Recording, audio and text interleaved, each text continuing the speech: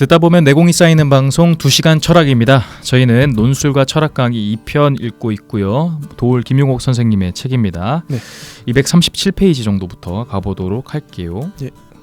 뭐뭐인 것처럼 생각한다 라고 이게 나오는데 굉장히 중요한 문장이죠. 진짜 그렇죠. 네. 우리의 언어에 있어서 뭐뭐인 것처럼을 빼고 나면 남는 것이 아무것도 없을지도 모르겠다라고 이야기를 하십니다. 그러니까 실제 세계에서는 1 더하기 1이 2가 아닌데 사과 하나와 사과 하나가 더할 수조차 없잖아요. 사과가 다 다르게 생겼기 때문에. 그렇죠. 무게도 다르고 모양도 다르고.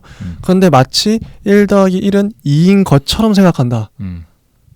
이렇게. 그리고 뭐 원형 시계는 분명 원이 아닌데도 불구하고 원인 것처럼 보고 있다. 다 이런 식으로 우리가 실제 생활에 적용하는 모든 수학들이 다 그렇다는 거예요. 맞아요. 예. 진짜 뭐뭐인 것처럼 생각한다. 이게 진짜 중요한 문장 같아요. 모든 걸 다 묶어버리는 포섭하는 말이에요. 맞아요. 그래서 우리말에 뭐 흡사, 근사, 마치 맞아. 이런 말들 같이 이런 거랑 같다고 생각하시면 될 것 같아요. 그리고 또 종교에도 이런 얘기가 나오죠. 하나님이 있는 것처럼 믿고 살고 예수는 처녀에게서 태어난 적이 없지만 마치 예수가 처녀에게서 태어난 것처럼 믿고 있고 이런 식으로 종교도 그러니까 종교랑 기하학이랑 결국 이제 기독교랑 그 어떤 서양 철학의 그 플라톤 철학이랑 같은 그런 인 것처럼을 갖고 가는 거죠. 그렇죠. 그래서 이 인 것처럼을 끝까지 한번 추적해 보면은 픽션과 논픽션, 그러니까 사실과 이제 허구의 구별이 근원적으로 뭐 불가능해지고 만다, 뭐 이런 게 나옵니다. 그래서 이제 뭐 피타고라스의 정리는 어떻게 만들어졌을까, 뭐 이런 것들이 또 나오고요. 그러니까 영원히 그러니까 삼각형이 180도가 되지 않는데 실제 내각의 합이 180도가 아닌데 어떻게 180도라고 단정할 수 있는가? 이런 비약. 원래대로라면 삼각형의 내각의 합은 180도 언저리다. 이게 진실이에요. 그렇죠. 아니면 뭐 대부분 이렇게 해야 될 텐데. 그런데 이런 비약을 어떻게 가능했나? 왜 삼각형의 내각의 합이 180도라고 단정 지을 수 있었나? 지금부터 그 얘기가 나옵니다. 맞습니다. 이것은 분명히 비약인데 이거를 하게 하는 가능성을 갖고 있는 인간의 능력이 있다. 히라빈들은 우리에게 이런 신비스러운 능력, 뭐 머리 좋은 개던가 돌고래라도 하지 못할 능력, 이것을 우리의 선천적이고 고유한 능력인 이성이라고 불렀다. 진짜 생각해보면 재밌는 게 서양에만 이성을 강조해요. 동양은 이성이란 단어 자체를 동양 철학을 봐도 논어에 이성이란 말이 나오나요? 그러니까 이게 서양 사람들은 유독 이성을 강조한단 말이죠. 맞아요. 네. 항상 그랬던 것 같아요. 서양 철학사 전반을 보면 이성 뭐 이렇게 영원한 거 항상 강조해요. 이렇게. 그쵸. 그 서양 철학에서 또 나왔던 게 그 이성과 감성을 보통 이렇게 나누거든요. 그러니까 감성은 감관으로 느끼는 거. 맞아. 오감. 뭐 우리 눈, 코, 입 이런 거 있잖아요. 감관은 항상 불신하잖아요. 근데 이제 동양 철학은 대부분 감관주의, 감성적이에요. 왜냐면 이 감성적이라는 게 열이다 이런 게 아니고 노자 봐보세요. 감관으로 느끼잖아요. 그러니까 나의 그냥 감으로 느끼고 조화롭게 내가 보고 있는 거, 느끼고 있는 거, 뭐 듣는 것들과 함께 살아가는데 이 지금 피타고라스, 플라톤, 소크라테스 생각해 보시면 이성적인 거, 맞아. 이치적으로 이게 맞나 틀리나 이해력인 거죠. 이런 걸로 해보는 사고 방식이 아주 만연해 있죠. 맞아. 아무튼 인간이 이러한 이성 능력 때문에 이런 인 것처럼을 가능하게 만든다라는 겁니다. 그래서 이 기하학적 이해력, 이성이 확보되지 않으면 고등 수학은 불가능해진다라는 거죠. 서양 철학의 이성 개념은 모두 이 기하학적인 이해력이라는 거예요. 아까 플라톤 이해하려면 기하학을 알아야 된다는 그 근거가 여기서 이제 나오는 겁니다. 맞아. 기하학적 이성, 즉 우리의 계산 능력을 말하는 건데 이 근세 철학의 이성은 모두 언더스탠딩이라고 써 있다고 해요. 근데 이게 실제로 저희 뭐 데카르트던가 칸트 때도 이렇게 나와 있었었는데 예, 맞아요. 언더스탠드, 즉 이해하다라는 동사의 명사형밖에 안 되는 거죠. 언더스탠딩이라는 게. 이걸 또 언더스탠딩인데 오성이라고 번역해놔가지고. 그러니까 그것 때문에 제가 진짜 그때 칸트 증후군 몸살에 걸렸거든요. 오성이 뭐야. 그래서 그게 막 오성이니 지성이니 이성이니 막 엄청 막 헷갈리게 만들었잖아요. 맞아. 네. 근데 여기 또 직접적으로 이제 비난을 하시죠. 반박을 하시죠. 맞아요. 이거를 뭐 오성이냐 이성이냐 이렇게 번역하는 거는 단순히 사람들이 말귀를 못 알아듣게 함으로 자기가 대단한 것처럼 공부한 것처럼 위장하기 위한 번역일 뿐이다. 진짜 그런 것 같아. 그러니까 저도 그 공부하느라 힘들었어요. 맞아. 그러니까 이런 사람들이 딱 철학을 좋아하고 철학하는 걸 싫어하는 거다. 나같이 쉽게 철학을 하고 이렇게 즐겁게 하면은 자기들의 그 겁을 줄 수 있는 근거가 다 없어져 버리고 겁을 주려고. 따라서 그들은 철학이라는 장사를 때려치고 밥을 굶어야 하기 때문에. 근데 이거 진짜 경제학에서도 이런 거 진짜 많이 있거든요. 별거 아닌데 괜히 경제학 용어로 만들어가지고 어렵게 설명해 놓은 것들이 꼭 있어요. 알고 보면 아무것도 아닌데. 네, 그러니까. 참. 학자들이 병이에요. 요즘 학자들도 좀 반성해야 돼. 반성해야죠. 쉽게 말하지. 맞아요. 참. 그래서 이 뭐 플라톤에서부터 러셀까지 그 모두가 이런 기하학적 능력에 불과하다. 서양 철학은 여기서 그 기하학주의를 빼면은 남는 게 거의 없을 정도다라고 이야기를 합니다. 그리고 이성으로 파악된 기하학적인 형상의 세계, 이 세계 조금도 하자 없는 세계겠죠. 1 더하기 1은 2다가 이 아주 서양 사람 그 옛날의 서구 방식으로 봤을 때는 굉장히 약간 티끌이 많은 세상인 거죠. 1 더하기 1은 2다가 안 되는 완벽하지 않은 세상이잖아요. 지금 우리가 가고 있는 이 현상계는. 맞아요. 그래서 그런 세계, 완벽한 세계가 있다라고 믿는 거예요. 관념의 세계. 이게 실제하는 거다. 왜냐면 이게 더 완벽하니까요. 이것을 바로 그때 이데아라고 생각을 했던 거죠. 플라톤 하면 항상 이데아가 그렇게 따라 나와요. 맞아요. 근데 이렇게 하다 보면은 자, 여러분 생각해 보세요. 1 더하기 1은 2다라는 것을 아주 완벽한 주의라고 생각을 그냥 해볼게요. 여기다 우상화를 넣어보세요. 근데 우리 현상, 우리 실제 살고 있는 삶에서는 1 더하기 1은 2다가 될 수가 없잖아요. 그렇죠. 근데 관념, 우리의 사고에선 가능해요. 네, 가능하죠. 그러면은 이쪽의 세계를 더 찬양하게 되지 않을까요? 그럼 이쪽의 세계가 실제하는 거라고 믿을 겁니다. 맞아. 그래서 우리가 살고 있는 현상계는 가짜가 되고요. 여기에 있는 지금 우리가 육체의 삶을 살잖아요. 이거는 영혼의 감옥. 그러니까 이거는 지금 더러운 신체다. 맞아. 그리고 저기에 있는 사유의 세계. 그게 이데아입니다. 맞아. 이데아가 아주 깨끗한, 맞아. 완벽하고 고결한 세상이다. 맞아. 이렇게 생각을 한다는 거죠. 근데 이게 약간 그 교단주의적이라는 겁니다. 네. 맞아. 근데 또 재밌는 게 247페이지부터 그 우리가 왜 이런 현상이 생기냐, 말 때문인데 말은 생각을 반영하죠. 네. 그리고 쓰고 있는 사람들의 집단과 문화의 구조를 반영하는데요. 이거 재밌었습니다. 플라톤의 이데아라는 말을 이제 이해하기에 가장 좋은 서양의 말은 아이디어다. 결국 이데아는 아이디어인데 이 아이디어의 형용사는 IDR이다. 이 IDR이라는 말은 서양 언어에서 관념적, 이상적이라는 뜻을 동시에 가지고 있다. 즉 IDR이라는 말은 서양 사람들의 생각 속에서는 관념적인 것과 이상적인 것이 구분되지 않는 것, 분화되지 않는 것, 이런 것이다. 이게 바로 플라톤이 만들어 놓은 제도인데 그 원형에는 기하학이 있다. 그래서 서양 사람들의 생각 속에는 관념이 이상이며 이상이 곧 관념인 것이다. 이런 게 나옵니다. 맞아. 실제 제가 이거 사전에서 검색을 해봤는데 IDR이 정말 관념적, 이상적이라고 나오더라고요. 그러니까 말이 그렇게 생겨 먹었으니까 그렇게 사고를 할 수밖에 없는 거예요. 그렇죠. 관념적인 게 항상 이상적인 게 아닌데 그걸 관념과 이상이 그 동급이 돼버리니까 이 사람도 착각이 일어나는 거예요. 맞아요. 이게 언어가 진짜 무섭습니다. 맞아. 아무튼 이러한 것들이 이데아를 만드는 그 경향이 크죠. 그래서 도월 선생님이 가련한 서양인들이여, 서양 문화는 오늘날까지도 이 아이디얼이라는 말 한마디의 울타리를 넘어서고 있지 못한 것이다. 그런데 또 역시나 플라톤이 나오면 반대로 이제 또 노자 아니면 장자가 나오죠. 장자. 네. 쭈앙쯔. 지부규라는 편에서 이제 똥의 이데아. 이것도 재밌어요. 이거. 네, 이제 그거를 설명해 주시는데 항상 아까 말했지만 장자의 책들은 딱 다 읽고 나면 마지막에 망치를 치는 뒤통수 치는 느낌이 있는데 글 너무 잘 써요. 그 인용구를 읽어드리면 당시 유명한 대철학자 똥꾸어즈라는 사람이 쭈앙쯔에게 물었다. 쭈앙쯔가 장자입니다. 여보시오, 도대체 도라는 것이 어디에 있습니까? 쭈앙쯔는 다음과 같이 말했다. 없는 데가 없죠. 그러니까 똥꾸어즈는 또 물었다. 좀 구체적으로 말씀해 주셔야 할 것 같습니다. 그래서 쭈앙쯔가 다음과 같이 대답했다. 땅강아지나 개미 속에 있죠? 아니 그렇게 열등한 것 속에서도 있습니까? 강아지 풀 속에서도 있어요. 아니 그것은 더 열등한 것 아닙니까? 깨진 항아리 조각 속에서도 있습니다. 아니 그거는 더더더 형편없는 거 아닙니까? 마지막으로 네. 그래서 똥 오줌 속에서도 있지요. 이런 말을 하면서 주황제의 말을 들은 똥꾸어즈는 쇼크를 받아 멍하니 주황제를 바라보고 있을 뿐이다. 도가 똥오줌 속에도 있다. 아이고 근데 진짜 대단한 말이지 않나요? 아, 저 깜짝 놀랐습니다. 네. 그러니까 아무리 하찮은 것 속에 우주 만물에 다 도가 있다는 건데. 그니까요. 그래서 전 이거를 보고 네. 딱 이해가 된 게 정리한 말이 우리가 네.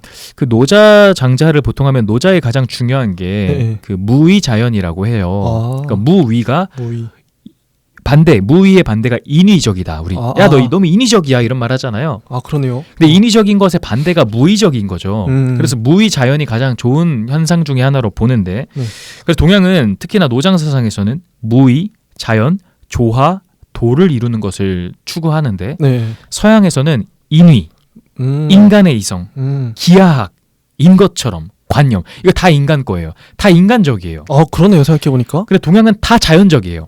나를 배제해도 있는 세상들이고 그러네. 근데 이 서양들은 인간이 없으면 없는 세상들이에요. 다. 인간 중심적인 거잖아요. 그렇죠. 그러니까 이게 정말 중요하더라고요.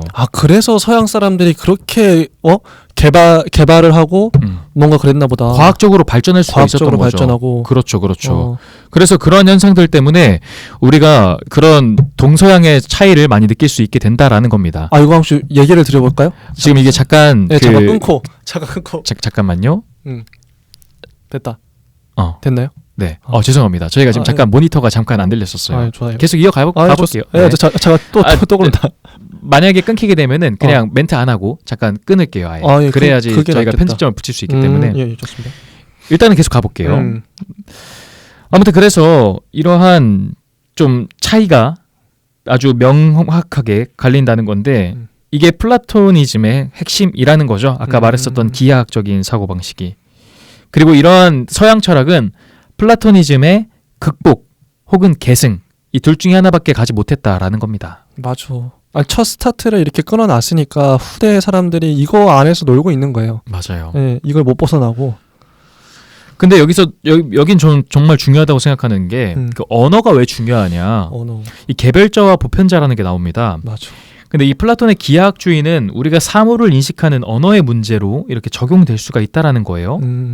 자, 그래서 예를 들어 여러분 여기 나오는 예문이 고양이라고 생각을 해볼게요. 고양이. 이 말 자체는 살아있는 생물이 아니에요. 고양이라는 건 그냥 글자잖아요. 맞아요. 그렇죠? 살아있는 생물은 예를 들어 뭐 돌풀림내의 고양이, 저희 집의 고양이. 얘가 진짜 살아있는 고양이에요. 이 살아있는 그 고양이, 우리 각자 집에 있는 고양이들이 철학에서는 개별자, 맞아. 개체라고 불러요. 맞아. 그런데 이렇게 살아있지 않은 개별적인 고양이, 이런 특징들, 이런 그 살아있는 그 개별적 고양이의 특징은 기하학에서 실제로 삼각형이 모두 다르듯 하나도 동일한 고양이가 없다는 것. 그럴 뿐만 아니라 순간순간 끊임없이 변하고 생성과 소멸을 거친다는 것. 즉 돌풀림내 집에 있는 반려동물과 제가 집에 있는 반려동물이 다르잖아요. 다르죠. 원래 다르죠. 이거는 삼각형처럼 모일 수가 없는 거잖아요. 맞아. 그러니까 고양이는 과연 존재한다고 말을 할 수가 있겠는가. 근데 고양이니까 고양이는 자꾸 변하고 다 다르게 생겼으니까 그렇죠. 그 하나의 공통된 고양이만을 갖고 싶은 거죠. 보고 싶은 거죠. 근데 그런 게 존재하냐라는 겁니다. 근데 이 고양이라는 말을 떠올리면 우리가 결과적으로 이건 단어, 개념이잖아요. 이런 개념은 돌풀림의 반려동물과 저의 반려동물과 뭐 여러분의 뭐 5천만 명의 반려동물을 다 묶어서 한 패키지 개념으로 단어 개념으로 만들잖아요. 이런 거를 보편자라고 맞아. 하는 겁니다. 고양이 하면 머릿속에 딱 떠오르는 그 그렇죠. 고양이의 형상. 그렇죠. 그래서 여기서 나온 예문이 보편자를 쉽게 이해하기 위해서는 여러분이 눈을 딱 감고 그냥 고양이를 생각해 보세요. 그럼 여러분의 그 이미지, 심상이 떠오를 겁니다. 이 심상이 곧 개념이고 보편이라는 거죠. 그럼 이런 거는 어떻게 갑자기 생기게 되었을까? 이런 이미지던가 심상이. 그러게. 이런 어떤 과정으로 통해서 나의 심상이 생겼을까라고 하는 게 바로 인식론이라는 겁니다. 그래서 우리의 지식의 성립의 형성 과정을 탐구하는 학문, 지식론이라고도 부르는데 이런 인식론은 서양에서 계몽주의, 저희 데카르트 때부터 로크를 이어갔었죠. 칸트도 그랬었고요. 이런 걸로 이어졌다고 하는 겁니다. 근데 전 이거 진짜 이걸 보고 나서 저희가 그때 공부했었던 것들이 마지막에 또 이해가 되더라고요. 왜 이런 논의를 했을까? 플라톤 같은 경우에는 보편자를 논했었고 네, 저희 그렇죠. 아리스토텔레스는 개별자를 논했었잖아요. 맞아. 그래서 아리스토텔레스가 스승인 플라톤을 거부했었던 게 이 세상 하나하나가 모두 실체다라고 주장을 했었잖아요. 맞아. 근데 아까 말했던 이 보편에 대해서 또 못 넘은 거예요. 그때 그 서양의 사고 방식, 근대 철학에서도 맞아. 내가 갖고 있는 지식이 뭘까? 여기서 떠오르는 이 이미지는 뭘까? 그런 거죠. 그래서 뭐 여러 가지 뭐 인식론에 대한 설명들이 나옵니다. 이데아에 계속 갇혀 있는 거죠. 그렇죠. 보편적인. 근데 플라톤의 이데아의 특성에서는 보편자만이 실제 존재하는 거, 개별자는 존재하지 않는다. 맞아. 돌풀님과 저의 고양이는 가짜라는 거고 실제 이데아에 진짜 고양이가 있다라는 겁니다. 맞아. 뭐 이런 관점이 바로 플라톤의 사고 방식이에요. 그러니까 모든 관념론의 그 틀입니다. 근간. 원조고 원흉이다. 그렇죠. 그래서 이거 하나 깨달으면 서양의 기본 줄거리를 다 풀리게 되어 있다라는 건데 맞아. 어떤 맥락인지 공부를 같이 해본 입장으로서 이해가 되더라고요. 맞아요. 그래서 이 책이 256페이지를 보시면은 도식이 나와 있는데 이거 나중에 꼭 한번 읽어보세요. 되게 매력 있습니다. 우리가 또 다 다뤘던 개념들이죠. 철학자들이 다 다른 말로 하고 있지만 결국 같은 그 생각의 길로 말하고 있다는 거. 맞습니다. 이데아를 결국 말하는 거. 이데아를 가정하고. 맞습니다. 그래서 257페이지 쪽으로 그냥 빠르게 넘어가면 우리의 언어 전체가 이데아다 뭐 이런 게 나옵니다. 근데 이데아라는 게 우리가 사용하는 언어 자체가 사실 모든 보편성을 좀 갖고 있고 맞아. 기하학적인 그런 형상성을 갖고 있는 개념일 수 있어요. 왜냐하면 아버지, 나무, 학교, 사랑, 뭐 민주, 노란 색깔, 빨간 색깔 이런 것들이요. 맞아. 그래서 이런 약간 플라톤적인 사고방식으로 빠질 수도 있는데 근데 이게 되게 극단적이다라고 하는 거죠. 그리고 플라톤의 이런 사고방식은 변하지 않는 것만이 알의 대상이고 변하는 것은 진리의 대상이 될 수가 없다. 이 문장이 되게 중요한 것 같아요. 그렇죠. 저희가 이제 플라톤 할 때도 저번에 이 얘기 했었죠. 그리스 철학 자체가 변하지 않는 게 좋은 거고 영원 불변한 거. 영원 불변한 게 좋은 거고 또 영원하지 않은 거 자꾸 변하는 거는 안 좋은 거다. 이렇게 그렇죠. 이분을 하잖아요. 그렇죠. 자꾸 왜 굳이 그렇게 나눌까? 그니까요. 그러니까 이런 사고 방식 때문에 자연스럽게 우리 그때 로크 공부를 했었는데 경험론자죠. 그런 사고 방식이 왜 생겼는지 이해가 돼요. 왜냐하면 플라톤 입장에서 봤을 때는 경험적이고 후천적으로 생기는 지식들이 안 좋은 거, 저급한 거예요. 맞아. 그러니까 서양 철학사를 관통하는 생각은 그러니까 변하지 않고 영원한 거는 그 개념도 그렇고 보편자도 그렇고 그 영원하니까 우리 계속 생각할 수 있죠. 그거에 대해서 아까 고양이에 대해서 얘기했지만 가까이 고양이들은 늙고 병들고 죽어요. 그럼 걔네들은 플라톤 입장에서는 별로 쓸데없는 거예요. 어차피 썩어질 육체인 거야. 근데 플라톤이 봤을 때는 그 고양이의 형상, 머릿속에 있는 형상은 영원 불변해서 이것만이 진실한 거예요. 맞아요. 근데 어떻게 보면 되게 웃기죠. 그 형상은 실제로 있지도 않은 거를 자기가 만들어 놓고 굉장히 관념론적인. 진짜 관념적인 거예요. 그렇죠. 그래서 이런 수학적 지식 이런 거는 선천적인 것이다. 경험하지 않아도 알 수 있는 것, 변하지 않는 것이라고 생각을 했다는 거죠. 그래서 또 수학을 이렇게 막 신처럼 받드는 거죠. 그렇죠. 그런데 이런 기하학적인 보편 진리로 구성한 세계만이 참으로 존재하는 실제의 세계라는 허무맹랑한 결론이 도달되었는데 이러한 수리적 질서도 결국 인간이 자연에 부여한 것이다. 맞아. 그것을 실제로 파악할 수는 없는 것이다. 그래서 그 다음에 이제 플라토닉 러브라는 게 또 나오죠. 우리 뭐 진짜 사랑 하면서 뭐 플라토닉 러브 이야기 보통 하잖아요. 근데 이제 플라톤에 의하면 뭐 아까 말했던 것처럼 이게 상기설이라는 게 있는데 우리가 이데아에 있었을 때가 진짜 삶이에요. 따지면. 근데 이제 우리 그 윤회 사상처럼 저 천국이던가 아무튼 저 다음 생에 있는데 거기에서 막 또 삶을 살 거 아니에요. 또 거기서도 뭐 사람들도 만나고 뭐 뭘 배우고 이러겠죠. 근데 그러다 그 영혼이 끌려와서 이 세계로 온 겁니다. 이 지상 세계로. 육체라는 감옥에 갇힌 거예요. 그렇죠. 근데 우리가 살다가 갑자기 이건가 보다. 나 이거 이런 거구나라고 딱 깨닫는 거 있잖아요. 그러니까 플라톤은 이걸 보고 상기설이라고 했어요. 우리가 이데아에 있었던 거를 딱 상기하게 회상하게 되었다. 맞아. 그래서 가르친다는 것은 오직 상기하는 데 지나지 않는다. 그렇죠. 플라톤이 이렇게 얘기했습니다. 그렇죠. 그래서 이렇게 다시 이데아를 향해서 가려고 하는 마음, 이게 바로 에로스라는 겁니다. 그 플라톤의 입장에서는요.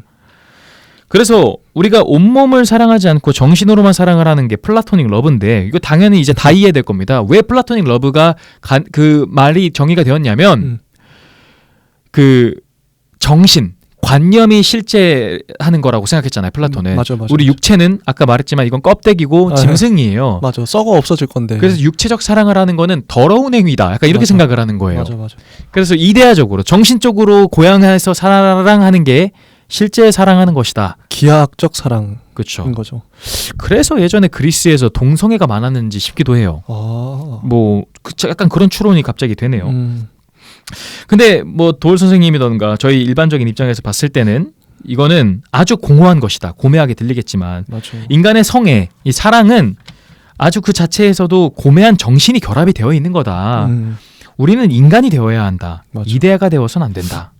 사랑은 몸으로 하는 거다. 그렇죠. 몸으로 하는 거죠. 그러니까 이제 뭐 그게 또 육체적인 관계 이런 개념을 넘어서서. 그러니까 우리가 이제 플라톤의 이 생각에 은근히 물들어 있는 게 뭐 진짜 뭐랄까 기독교적으로도 확실히 뭐 성에 대해서 특히 뭐 성관계에 대해서 좀 되게 더럽게 생각하거나 뭐 순결을 잃는 거라고 생각. 이것도 플라톤적인 맥락에 이미 우리가 젖어 있는 거예요. 맞아요.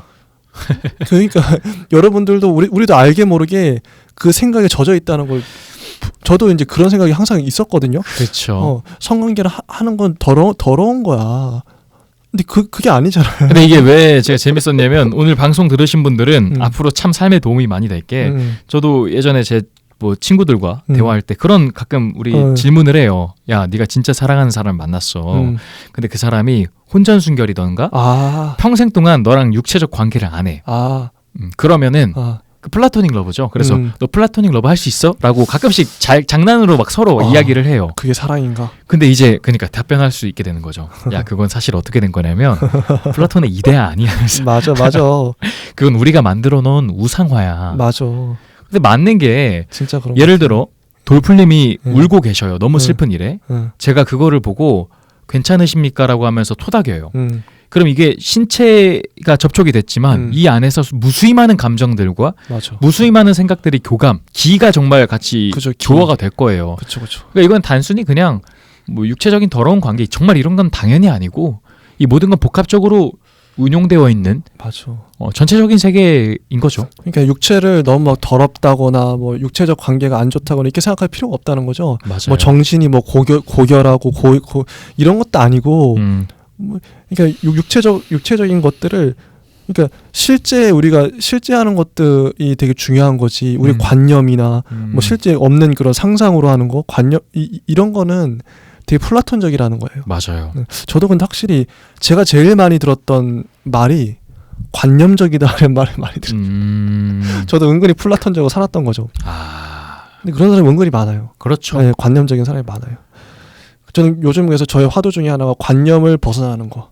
어떻게 하면 육체적으로 그러니까 운동 열심히 하고 좀 몸을 많이 쓰는 게 되게 중요해요. 특히 우리한테는 현대인들한테는 맞아요. 네, 머리만 너무 막 쓰잖아요. 맞아요. 또 문제예요. 진짜 실제로 삶을 좀 느껴야죠. 진짜 중요합니다. 그 다음에 이제 뭐 기독교적 사상이 나오는데 이건 또 같은 맥락이긴 합니다. 네.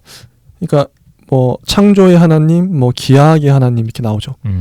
그 히랍 그러니까 그리스 거기 그 철학 쪽에 그 하나님은 기하학의 하나님이다. 그 하나님은 데미우르고스라고 해서 디자이너 하나님.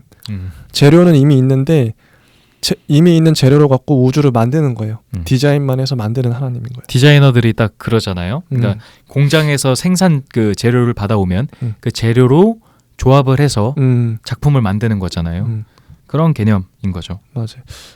또 재밌는 게 히랍인들은 신을 그러니까 기독교인들은 예를 들어서 신은 사랑이다. 하나님은 사랑이시다. 이렇게 얘기하는데 히랍인들은 반대로 얘기한대요. 사랑은 신이다. 이것도 재밌는 것 같아요. 이거 진짜 그쵸. 사랑이 신이래.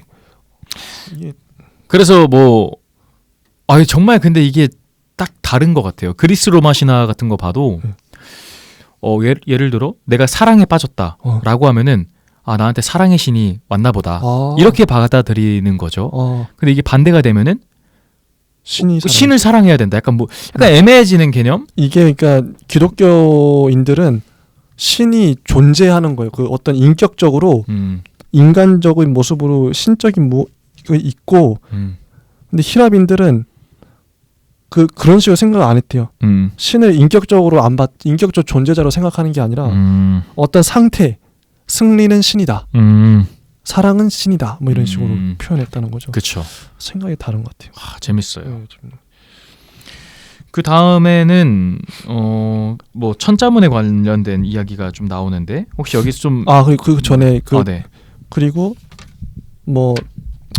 기독교의 하나님은 물로부터 창조하는 하나님 이런 식으로. 근데 이런 게 매우 비과학적이고 불합리하다. 없는 것에서 갑자기 뿅 나타난. 빛이 있으라 하시니까 빛이 생긴 거예요. 이런 식으로. 디자이너가 아니라 창조주죠.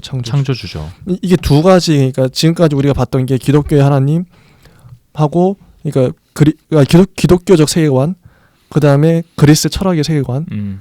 근데 아까 말했던 기하학적인 어떻게 보면 보편자 이데아를 상정하는 그런 세계관이었는데 이게 아니라 제3의 모델 천자문 세계관이 중요하다.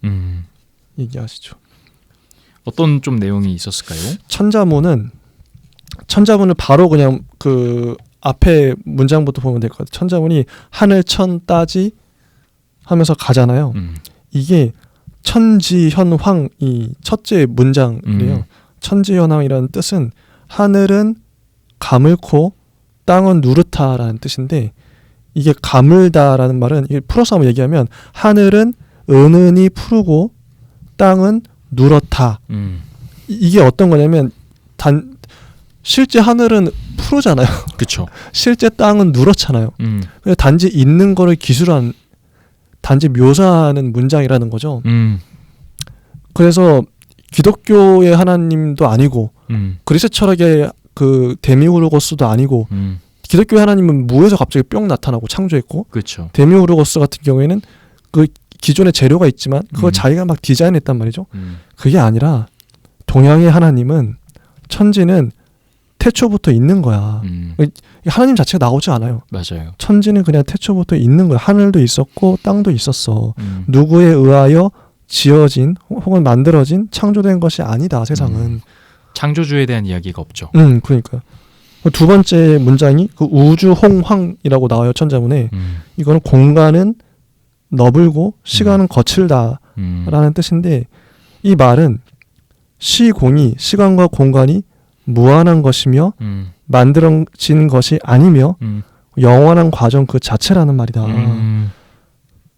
동양인들한테는 그냥 우주가 원래 있었던 거예요. 이게 있고 우주 자체가 천지 자체가 천지 생성의 동력을 소유하고 있다는 거죠. 우주야말로 우주가 그냥 우주 자신을 스스로 끊임없이 창조해 나가고 있는 거예요. 그래서 이 우주는 창조적 과정 그 자체다. 생생하는 창조성, 크리에이티비티 그 자체다. 그러니까 신을 굳이 안 데려와도 돼요. 그렇죠. 그래서 여기서 정말 다 이해가 될 게 동양 사상은 그냥 있는 그대로 자연적인 삶을 살았잖아요. 실제로 그래. 그 플라톤과 이제 기독교를 봤을 때는 우리가 한 인물이던가 한 세상을 상정해야 돼요. 이데아라는 세계의 상정, 맞네. 하나님이라는 인물을 상정해야 되잖아요. 천국 뭐 이런 거. 그러면 증명해야 돼요, 자꾸. 맞아. 중세 철학이 또 그랬잖아요. 그러니까요. 하나님은 실제 보이진 않는데 그걸 어떻게든 증명을 성경에서 교리 같은 걸 끄집어와서 이 교리를 증명하기 위해서 철학이 막 봉사하고 있는 거예요. 그렇죠. 근데 동양 사상은 그냥 자연적으로 예를 들어요. 그러니까. 그냥 내가 배가 아파서 변을 놓으면 그거는 그냥 한 현상인 거예요. 여기다가 의미를 부여하지 않아요. 막 의미를 부여할 때도 막 무슨 이건 1 더하기 1은 2다처럼 외부에서 뭘 끄집어 오지도 않아. 그렇죠. 그냥 이건 자연스러운 그냥 사이클이야. 이렇게 받아들인다는 거죠. 그러니까 자연적인 거잖아요. 참 차이가 있는 것 같아요. 근데 이게 우리가 그 서양 철학 처음에 들어갈 때 우리 그 얘기했잖아요. 처음에 진짜 제일 처음 시작할 때 자연주의적 세계관, 자연주의 얘기하면서 처음에 신화적 세계에서 자연주의 그 철학이 제일 처음에 발생했을 때 과학적 사고를 시작하게 된 계기가 식민지 철학대 네. 6세기죠. 기원전. 과학적 사고를 하게 된 계기가 그거잖아요. 원래는 그 이전에 철학과 과학이 생기기 이전의 사람들은 신화적으로 뭐 번개가 치면 신이 제우스가 화나서 치는 거야. 이거 신을 일부러 끄집어 왔단 말이죠. 외부의 그 신비한 대상을. 그렇죠. 그랬는데 이 이후에 철학을 하는 사람들은 그게 아니다. 자연의 그 자연주의가 그거잖아요. 자연의 그 원인을 자연 안에서 찾는 거잖아요. 그러니까 이 사람들도, 그러니까 서양인들도 원래는 그 싹은 좋았어. 동양하고 같았어. 동양도 자연 안에서 자연의 원인을 찾는 거잖아요, 결국. 그런데 이랬는데 진짜 플라톤이 원흉인가? 이 사람이 이데아를 끌어오고 하면서 망한 거죠. 지금 이 좀 엉뚱한 그 신을 가져오고 막 이데아를 가져오고 실제 있지도 않은, 보이지도 않는 거, 증명도 안 돼. 이데아는 증명이 안 되잖아요. 그러니까 안 되죠. 있는지 없는지 어떻게 알아? 그냥 그쵸. 자기가 주장하는 거잖아요. 그러니까 이게 끌어온 거예요, 외부에서. 그때부터 망했다. 이렇게 가버렸다. 서양 철학이. 진짜 그 역사적인 그 사고 방식이 아직도 이어지고 있으니까요. 그래서 동양의 그 이런 세계관을 유기체적 세계관이라고 한답니다.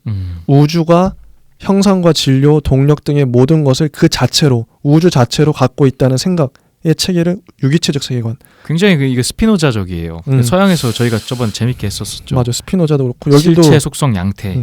실제 철학자들이 라이프니츠에서 시작하여 베르그송, 화이트헤드로 집대성되었다. 그래서 이 철학자들이 되게 중요한 거예요. 우리가 앞으로 또 다룰 겁니다. 특히 전 베르그송의 책도 사놓고 맞아요. 화이트헤드 책도 사놓고 왜냐면 유기체적 세계관이 중요하니까. 맞아요.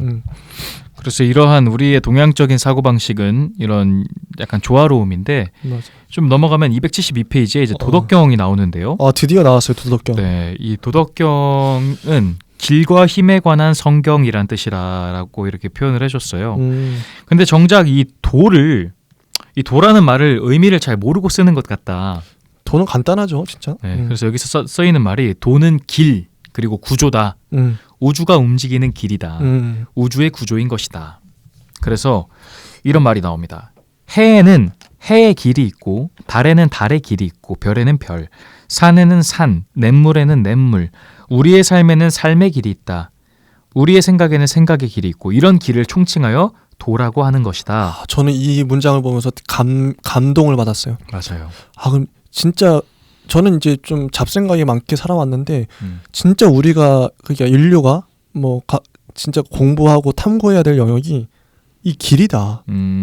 철학을 한다는 사람들은 막 철학에 대한 오해가 많잖아요. 그게 아니라 생각의 길을 탐구하는 거잖아요. 그렇죠. 이 간단한 걸 왜 몰랐어요? 도를 몰랐던 거죠, 우리가. 맞아요. 진짜 해는 해의 길이 있어요.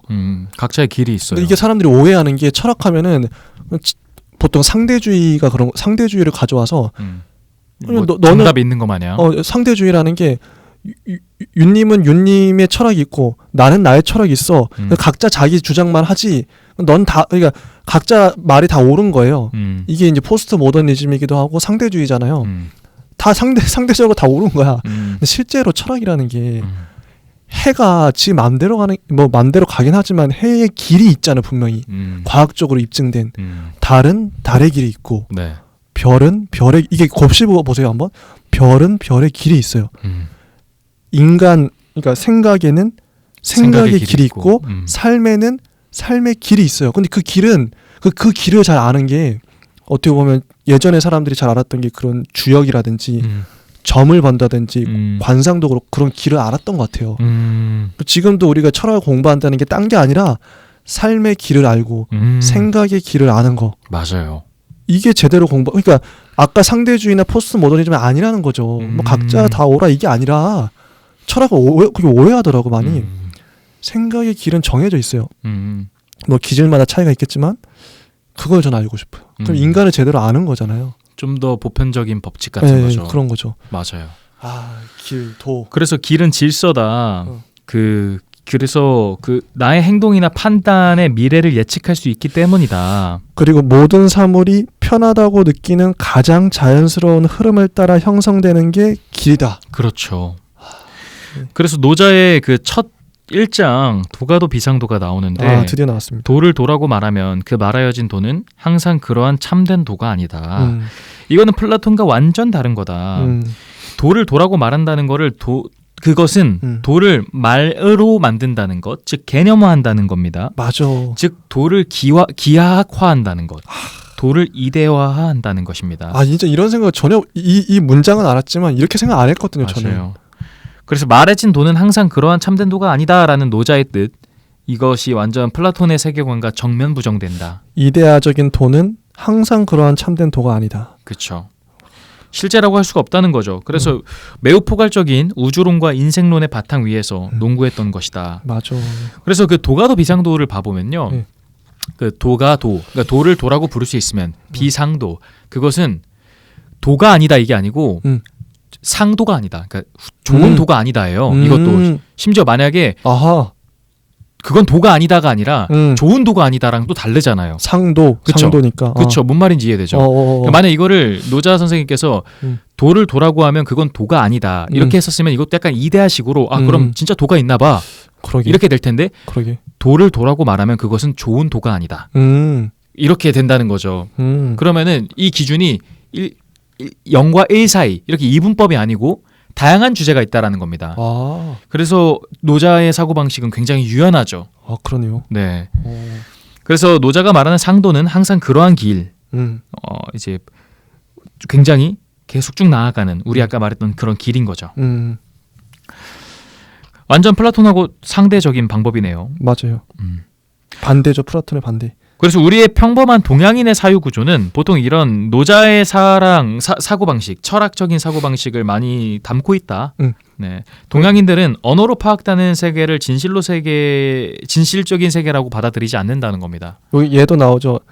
연인끼리 네가 사랑을 사랑한다고 말하면 그 사랑은 진짜 사랑이 아니야. 이런 식으로 그런 말 하는 사람 많잖아요. 실제로 이렇게 믿는 사람도 많고. 실제로 근데 우리 동양에서는 행동으로 좀 하려 하잖아요. 그러니까요. 말보다는 행동으로 하자. 그냥 사랑하면서 말없이 느끼는 거 이런 게 사랑인데 굳이 그걸 사랑을 표현해야 되고 말로 해야 그 말로 하는 순간 사랑이 아니라는 거죠. 그래서 278페이지에 나오는 게 동양인은 결국 언어와 이성을 불신했고 그래서 실제와 직관을 사랑했다. 그래서 제가 아까 말했던 것처럼 동양은 실존주의라는 거예요. 실제 존재한다는 거죠, 다. 근데 이게 서양은 실제 존재하는 게 아니고 실제가 뭘까를 자꾸 쫓다 보니까 인식하게 되고 이걸 자꾸 맞다고 증명해야 돼요. 그러니까 연역적인 논리 방식, 귀납적인 그런 논리 방식을 자꾸 따라가게 돼서 맞아요. 기하학적인 게 발전하고 과학이 빨리 발전한 거죠. 자꾸 계산하다 보니까 거기에 따른 문명의 발전은 빨라진 겁니다. 그래서 뭐 각 장단점이 있겠죠. 맞아요. 둘 다 필요한 거죠, 동양과 서양이. 그렇죠. 그래서 이런 노자 장자의 세계에서는 완전히 그 서양과 정반대되는 인식론적 가설, 즉 변하는 것만이 진리다. 이거 진짜 중요해요. 변하는 게 진리다. 변하는 것만이 진리다. 그러니까 눈에 보이는 저 달, 저 해를 있는 그대로 사랑해야 한다. 맞아요. 그 변화의 항상성만이 우리 믿음의 최종적 근거다. 근데 이게 저희가 동양인이라 그런지 몰라도 뭐 같이일 수도 있겠지만 저의 관점으로 봤을 때 저희가 서양 철학사 공부를 쭉 해왔지만 우리가 마음에 들어하는 그런 철학자들이 그러니까 맨 처음에는 막 되게 아리스토텔레스 좋아할 것 같고 소크라테스 엄청 좋아할 것 같고 이랬지만 훗날 돌이켜보면 니체 되게 좋아했고요. 니체 좋죠. 스피노자 좋아했고, 좋죠. 그 베르그송 좋아했잖아요. 맞아요. 이 사람들 보면은 다 특징이 제가 생각하기에는 동양적 사고 방식이 좀 있어요. 진짜 있어요. 변하는 것이 진리다. 진짜 그래. 니체가 가장 추구했었던 거는 그 우리 그 히랍 철학에서 옛날에 헤라클레이토스 혹시 기억나시나요? 만물은 그쵸. 유전한다. 맞아. 만물은 변한다는 거죠. 그러니까 그것을 가장 큰 자신의 사유 체계로 만들어놔요. 맞아. 근데 그게 우리의 삶과 현대적인 삶과 매우 닮아서 어쩌면 더 실용적인 것 같아요. 그러니까 그 막 우리가 플라톤을 공부하고 아리스토텔레스를 공부하는 것도 너무 좋지만 니체, 스피노자, 베르그송을 공부하면 실제 지금 우리가 살고 있는 이 삶과 되게 많이 더 연결되는 지점이 좀 우리한테 보인다라고 생각이 좀 들더라고요. 저도 지금 저한테 이제 가장 큰 화두 중에 하나가 변하는 것만이 진리다. 변하는 거에 사유하는 거잖아요. 생각하는 거잖아요. 이거를 이제 예전부터 저도 이제 가슴에 품고 살아왔는데 그래서 어떻게 보면 서양 철학서 공부할 때 저는 은근히 이제 변화를 강조하고 변화에 대해서 좀 방점을 찍고 네. 오히려 이제 좀 영원한 거, 뭐 고정불변하는 거 이런 거를 좀 비판을 많이 했어요. 이런 관점에서. 네. 그럼 지금 이제 저희 둘한테 주어지는 이 화두 변화를 어떻게 철학으로 근데 이제 조금만 생각해보면 어려운 게 왜냐면 고정된 거 생각하는 건 쉬워요. 맞아요. 플라톤적으로 생각하는 건 너무 쉬워요. 왜냐면 이데아는 고정돼 있잖아요. 안 변해요. 그냥 그 이데아는 한번 정해지면 그냥 쭉 가는 거예요. 이론을 한번 만들어 놓으면 예를 들어 사람을 우리가 보통 이런 실수나 이런 거 많이 하는데 어떤 사람에 대해서 대상화 낙인을 많이 찍잖아요. 저 사람 찍어버리는 게 제일 쉽죠. 저 사람은 원래 조용한 사람이야. 저 사람은 원래 거짓말을 잘해. 그러면 그 사람은 영원히 그냥 거짓말을 할 것 같처럼 우리는 생각하고 해버리고 말잖아요. 그리고 저 사람은 나하고 안 맞아. 그런 관계를 딱 끊어버린단 말이죠. 이게 플라톤적인 생각인 거잖아요. 근데 실제 사람은 변한단 말이에요. 그렇죠. 거짓말, 그러니까 존재 잘 생각해보면 거짓말이라는 걸로 생각해보면 그 존재가 거짓말을 영원히 하는 게 아니라 그 어떤 특정한 상황에서 거짓말을 한 거예요. 근데 그 상황에선 거짓말을 했지만 다른 상황에선 거짓말을 안 할 수도 있어요. 그리고 악당들도 보면 뭐 영화에도 나오지만 뭐 나쁜 짓을 한 사람도 보면 어떤 상황에서는 물건을 훔치고 뭐 폭력을 저지를 수 있지만 어떤 상황에서는 한없이 친절하고 다정하고 사람이라는 게 원래 그래요. 변하잖아요. 그래서 중요한 게 뭐냐면 장이고 어떤 장에 있느냐 그 사람이 어떤 것과 관계를 이게 유기체적 세관이라는 게 모두 연결돼 있잖아요. 그래서 저도 이제 스승하고 이제 있던 공동체에서 우리가 주로 강조했던 게 지금 이제 그 어떤 사람이 문제가 생겼어요. 어떤 사람이 문제를 발생시켰어요. 그러면은 그 사람을 다른 장으로 가봐라. 이렇게 조언을 해줘요 보통. 네가 그 장에서 그런 사람들과 그러한 일들을 하니까 자꾸 문제가 발생하는데 네가 장을 옮겨서 다른 사람들과 관계를 맺고 다른 일을 하면 너의 성격이나 기질이 바뀔 수 있다. 근데 이게 동양적인 사고잖아요. 맞아요. 지금 말한 이런 거잖아요. 변하는 것만이 진리다. 그러니까 이런 사유, 그러니까 천재문세관에서 본다면 중요한 건 뭐냐면 변화를 사유한다는 건 사건을 읽어낼 수 있어야 돼요. 장을 읽어낼 수 있어야 되고 그래서 어떻게 보면 동양 철학이 그런 면에서 많은 도움을 주는 것 같아요. 맞아요. 그러니까 우리 앞으로 읽을 책들 중에서도 사건의 철학이라고 있어요. 그게 이제 이정호 선생님이 쓴 들레즈라는 철학자 혹시 아시죠? 네. 들레즈의 철학을 풀어낸 거예요, 쉽게. 사건의 철학. 사건을 사유하고 들레즈도 사건을 사유하거든요. 되게 재밌을 이게 사건을 사유한다는 게 뭘까? 사건은 변하잖아요. 순간순간 변하고. 그렇죠. 이걸 사유할 수 있다는 건 지금 우리가 말했던 생각의 길, 삶의 길을 읽어낼 수 있다는 거예요. 그래서 이게 되게 중요한 부분. 저도 되게 저의 화두 중에 하나고 빨리 배우고 싶다. 맞습니다. 그렇습니다. 저희가 내용은 에필로그에서 뭐 강조하고 싶은 게 있나요? 저는 뭐 에필로그는 기철학에 대한 얘기잖아요. 네. 보론일 텐데 이것도 되게 재밌었어요. 기철학도 앞으로도 좀 공부를 좀 하면 재밌겠다. 네.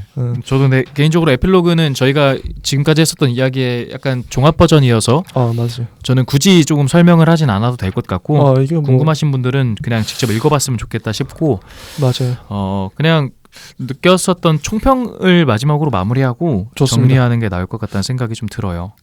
저 같은 경우에는 좋습니다. 서구 사고 방식과 동양 사고 방식에 대한 이해도가 좀 더 높아진 게 좋다는 생각이 좀 들고 저도 그래요. 그 아까 말했던 이데아적인 사고 방식이 기하학적이라고 하죠. 기하학적인 사고 방식이 우리가 그냥 이제 방관을 할 수 있을까? 이제는 조금 제재해야 되지 않을까 생각이 들 때가 요즘 참 많습니다. 제재를 한다. 왜냐면 가령 뭐 제가 역사적으로 다 알진 못하지만 우리 동양권에서 예를 들어 어떠한 민족, 어떠한 국가가 어떠한 국가를 침략을 해서 식민 지배한 경험도 있고 맞아요. 그리고 뭐 약탈한 경험도 있지만 맞아요. 제 기억으로는 인종차별을 한 거는 잘 모르겠어요. 인종차별적으로 이 피부색은 열등한 피부색이다. 이렇게 한 건 저는 잘 모르거든요. 우리는 뭐 그런 거 없는 것 같은데. 근데 서구 사회에는 이런 현상들이 자꾸 생겼는데 왜일까? 유태인들을 자꾸 이렇게 핍박하고. 이게 어쩌보면 네. 기하학의 폐해가 아닐까. 그것도 기하학? 그러니까 그렇죠. 예를 들어 백인이 우월한 백인이 우월하다라는 그 이데아를 심어놓고 나머지들은 그럼 다 가상의 허구의 인물로 만들어 놓으면 백인이 완전한 거야. 완전한 사람. 그러면은 이거에 대한 당위성을 얻을 수 있을 거예요. 그래서 흑인을 핍박하고 그랬나? 그렇죠. 타당성을 얻으면 문제가 되지 않는다라고 할 수가 있겠죠. 실제로 진짜 뭐 이렇게 그 뭐 흑인의 뭐 구조 뇌의 구조가 백인보다 열등하다 이런 거를 말도 안 되는 얘기를 하잖아요. 그들은. 그래서 근데 이게 단순히 제가 이 이야기를 또 왜 하냐면 요 근래 들어서 생각하게 되는 게 저희가 지금 코로나 이슈도 있고 그쵸. 앞으로의 뭐 온난화 문제던가 여러 가지가 참 많이 있어요. 특히 뭐 경제 문제도 있겠고요. 근데 지금의 모든 현상들이 되게 인위적인 폐해 같다는 생각이 들 때가 좀 많아요. 그러니까 우리가 인간의 힘으로 인간의 능력을 너무 믿고 이렇게 강압적으로 살다 보니까 우리가 이거에 대한 이제 빚을 받는구나라는 생각을 할 때가 많거든요. 그렇죠. 근데 이제는 우리가 좀 더 동양적으로, 그러니까 좀 자연적으로 돌아갈 때가 이제는 된 것 같아요. 자연으로 돌아가자. 서구 동서양 상관없이 이제는 조화로워야 되는 것 같아요. 도울 선생님이 최근에 낸 책이 노자가 옳았다. 그렇죠. 그러니까 옳았다는 말이 정말 맞는. 그거 한번 읽어보고 싶어요. 진짜 노자 너무 공부하고 싶어요. 그러니까 예를 들어 그냥 제 개인적인 생각입니다. 뭐 완벽한 해석은 아니지만 예를 들어 미국의 트럼프 같은 경우를 봐도 굉장히 인위적인 사람이에요. 나쁘다라기보다 인위적. 그러니까 나의 파워풀로 뭔가를 자꾸 하려고 하는 사람이잖아요. 맞아. 뭐 국경 딱 설치하고 그러니까. 뭐 이렇게 딱 강압하고 그건 거지. 그리고 뭐 어떤 사건에 대해서 이렇게 딱 하고 막 맞아. 탈퇴하고 맞아. 인위적인 거예요. 맞아. 근데 그게 몇십 년 전까지는 먹혔을 수도 있다고 전 봐요. 근대적인 세계관에서. 그렇죠. 근데 지금 21세기 현대는 또 안 되죠. 21세기는 2020년을 비롯해서 시작됐다고 봤거든요. 저는 맞아. 코로나 이슈를 기점으로 21세기. 이제는 인위적인 사고방식은 공멸한다라고 생각이 들어요. 저는 21세기의 가치를 뭐 몇 단어로 요약하자면 생명과 평화라고 생각해요. 생명, 평화. 근데 생명, 평화에 어울리는 사상은 서양의 이런 플라톤적인 거보다는 플라톤적인 사유는 이미 근대에 이제 종말을 했고 지금은 진짜 생명, 평화하면 딱 생각나는 게 노자, 장자 아닌가요? 동양 철학. 지금이야말로 우리가 동양 철학을 공부할 때다. 맞아요. 네, 그렇게 생각합니다. 근데 우리 예를 들어 뭐 가끔 악플 다시는 분들의 그런 공통점이던가 이 세상을 되게 자본주의적으로만 보시는 분들은 이것 역시도 저는 약간 열등심과 열등 의식을 나누고 그 아까 말했던 그런 당위성, 기하학적인 당위성을 많이 나누시는 게 아닐까 싶어요. 그럴 수도 있어요. 예를 들어 돈이 많은 사람이 우월하다. 예를 들어 우리나라에서도 특정 지역을 비하하는 사람들 너무 생각해보면 어이가 없는 거거든요. 이 지역 사람들은 이래. 이 지역 사람들은 원래 이렇지. 그러니까 이게 제가 두 가지 가치를 이게 제가 계속 품고 있는 화두인데 생명과 평화잖아요.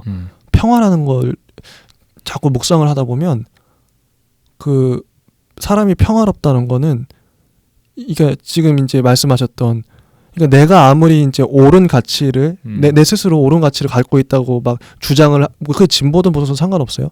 근데 다른 사람들과 불화를 일으킨다면 평화롭지 않고 불화를 일으키고 자꾸 싸우려고 그러고 혼자 막 흥분하고 막 열을 내고 저도 그럴 때가 있었거든요. 근데 그게 투사가 되려고 자꾸 그러면 평화가 깨지는 거예요. 근데 평화가 뭘까? 어떻게 하면 그 평화를 같이 어울려 사는 거잖아요. 같이 살아야 되는데 어떻게 하면 평화로울 수 있을까? 그 부분이 되게 좀 저도 고민이 되더라고요. 맞아요. 그래서 약간 이런 미움의 사회, 혐오의 사회를 조금 아닙니다. 기하학적인 거를 좀 걷어내야 되는 시기가 찾아온 것 같다는 생각이 들 때가 좀 있습니다. 설사 상대방이 전적으로 악하고 전적으로 틀리고 내가 전적으로 옳다고 할지라도 상대방을 윽박지르거나 뭐 이렇게 누르거나 뭐 이렇게 싸워서 이기려고 그러는 건 그건 평화가 깨지니까. 그거는 능사가 아니에요. 일단. 그러면 안 되는 것 같아요. 그러니까 그거는 일단 해결 방법이 아니에요. 그러니까요. 그렇게 하면 누가 그 말을 듣겠어요. 그렇죠. 이미 그 위계가 생겨버리는데 우리가 또 싫어하는 게 위계잖아요. 상하가 나눠져 버리는데 참 아무튼 어찌 되었든 네. 우리의 삶은 시작되었고 맞아요. 우리의 삶은 이어져 있으니까 앞으로의 삶을 어떻게 살아가야 될까는 계속 고민을 해봐야 될 것 같습니다. 맞습니다. 저는 네. 변하는 것만이 진리다. 이게 진짜 이거를 변화를 어떻게 사유할 수 있을까? 저는 요번 주에도 제 이제 영화 유튜브 하는 친구들하고 제가 또 카톡을 보냈는데 네. 이게 생각을 저도 이제 고정된 상을 갖고 어떤 우리 예를 들면 우리 철학 유튜브는 어떻게 가야 돼 이런 누구나 그런 생각을 할 수 있잖아요. 할 수는 있는데 그걸 표현하고 하는 순간 그 상 안에 갇히게 되고 아까 도가도 비상도처럼 도가도 비상도죠. 네. 내가 어떤 걸 주장하는 순간 쉽게 갇혀버리더라고요. 그럼 그 사람들은 따라와야 되나? 이것도 아니잖아요. 중요한 건 뭐냐면 여러분들도 아마 그게 진짜 많이 공감하실 것 같은데 내가 가지고 있는 뭐 어떤 모임이나 단체 아니면 우리 가족일 수도 있어요. 우리 가족 뭐 아이들이 있는 부모님 같은 경우도 내 아이는 이렇게 살아야 돼. 이렇게 막 잔소리 많이 하시잖아요. 근데 그거에 다 어떻게 보면 이데하고 어떻게 보면 도를 고정해 놓는 거예요. 기하학적인 규정. 기하학적으로 고정하는 거예요. 그게 아니라 그건 어떻게 보면 폭력이잖아요. 일방적으로 얘기하는 거잖아요. 근데 여기서 중요한 건 진짜 변화가 중요한데 변화를 사유하는 거. 사람은 자꾸 변한다. 세상도 변하고. 근데 이게 말은 쉬운데 이거를 체화시키는 거. 내가 깨닫는 게 정말 어려운 것 같아요. 맞아요. 변화를 어떻게 우리 삶에 가져오지? 이걸 어떻게 철학적으로 우리가 사유하지? 이거 진짜 저한테도 지금 되게 과제고 이거 몇 년 동안 고민해 왔는데도 죽을 때까지 해야겠어요. 이건. 윤님도 어렵죠. 이게 고정하는 거 쉽다니까요. 어떤 문장을 갖고 아까 제가 예를 들었던 것처럼 어떤 사람은 그냥 너는 원래 게으른 사람이야. 아니 원래 그 거짓말을 많이 해. 근데 이거는 다른 사람뿐만 아니라 내 자신을 그 규정할 때도 나는 원래 조용한 사람. 저는 한동안 저의 트라우마나 과제가 그런 거였어요. 나는 원래 말을 못해. 나는 원래 조용한 보통 그렇게 얘기하잖아요. 뭐 A형은 뭐 어떤 성격이고 뭐 MBTI 무슨 유형 이것도 MBTI가 왜 나쁘냐면요. 혈액형도 그렇고 모든 그 성격 유형 검사들이 인간을 규정해요. 기하학적인 그런 패러다임인 거죠. 너는 원래 그런 사람이야. 그래서 어쩌라고? 아니 근데 사람은 변하잖아요. 실제로 변하거든요. 자기 마음을 먹고 내가 노력을 하고 어떤 장에 가고 어떤 사람과 관계를 맺으면 변해요. 그렇죠. 그 MBTI던가 혈액형에 대해서 우리가 좀 호기심을 갖거나 그 선호하는 마음도 어떻게 보면은 자기의 자아를 자기가 규정하지 잘 못해서 그러니까 자기의 판단이 좀 떨어져서 맞아. 그렇게 규정받고 싶어하는 욕구일 수도 있어요. 그게 나의 한계를 지워버린다니까요. 나의 가능성 자체를 가둬버려요. 아마 많은 분들이 아마 공감하실 텐데 나는 원래 A형이니까 조용해. 이게 뭐예요 이게. 아니 그래서 어쩌라고. 이거 그냥 그거는 하나의 그 관념일 이데아일 뿐이에요. 이데아잖아요. 왜 나는 그런 거에 진짜 뭐 조금만 생각하면 아무것도 아닌데 그런 거에 갇혀 살았지? 너무 억울한 거예요 이게. 이래서 우리가 철학을 공부해야 됩니다. 맞아요. 무전제의 사유. 그러니까 무전제의 사유는 다전제의 사유다. 그렇죠. 수많은 전제를 우리가 적용할 수 있어야 되는 거죠. 맞습니다. 그러한 정말. 넓은 사고방식, 넓은 자아를 갖기 위해서 정말. 철학을 공부하는 게 맞다고 생각하고요. 그리고 한마디 더 드리자면 마무리해 주세요. 마무리하고 싶은데 여러분도 지금 방송을 보시는 여러분도 저희를 이제 뭐 요번 한 해만 보셨을 수도 있고 아니면 뭐 몇 회를 거쳐서 보셨을 수도 있어요. 근데 여러분도 저희를 보시면서 저 사람들은 어떠한 정치적 성향이 어떻고 어떠한 유형이고 이렇게 나름대로 이제 평가하고 판단하고 규정하실 수 있을 것 같아요. 그러지 말아주셨으면 좋겠어요. 저희도 끊임없이 변화할 테니까 저도 내일 당장 제가 어떤 생각을 변화 있을지 몰라요. 사람 항상 변하는 저희 채널도 변하는 거고 또 그렇게 좀 이렇게 열린 사고로 우리가 어떤 규정 짓지 말고 그냥 항상 변화를 생각하자. 맞습니다. 이게 되게 중요하다고 생각합니다. 맞습니다. 저희가 이번 주까지 논술과 철학 강의 도울 김용옥 선생님의 네. 2권 읽어봤고 다음 주부터 1권을 읽죠. 네, 맞습니다. 이렇게 읽었었던 순서의 이유는 도울 선생님께서 음. 이렇게 하라고 하셔서 그런 겁니다. 음. 그래서 들으시는 분들, 같이 공부하실 분들은 다음 주부터 1권 음. 읽어오시면 될 것 같고요. 맞습니다. 아마 1권도 이렇게 나뉘겠죠? 그렇죠. 네. 아마 2번에 나눠서 할 것 같아요. 맞습니다. 근데 아마 그 썼던 거에서는 1권이 좀 더 어렵다고 하던데 맞나요? 그 1권은 그냥 역사적인 얘기가 나오는데 좀 모르겠어요. 일단 읽어보고 맞아요. 읽어보고 말씀드릴게요. 맞습니다. 그래서 저희가 직접 한번 읽어보고 또 네. 다음 주에 선생님의 지혜를 좀 빌려서 네. 같이 넓어질 수 있는 사고 방식을 갖도록 노력해 보겠습니다. 이게 그러니까 이름이 논술과 철학 강의잖아요. 2권은 철학 강의, 철학에 대한 얘기였고 1권은 논술에 대한 얘기예요. 이렇게 보시면 됩니다. 그럴 수 네, 있겠네요. 이렇게 나눴어요. 논술, 철학 이렇게. 그렇습니다. 아무튼 재밌던 경험이었고요. 네. 저희는 다음 주에 1권 음. 논술과 철학 강의 네. 그 도울 김용호 선생님의 책으로 찾아뵙도록 하겠습니다. 네. 듣다 보면 내공이 쌓이는 방송 2시간 철학의 돌풀 윤이었습니다. 감사합니다. 네, 감사합니다.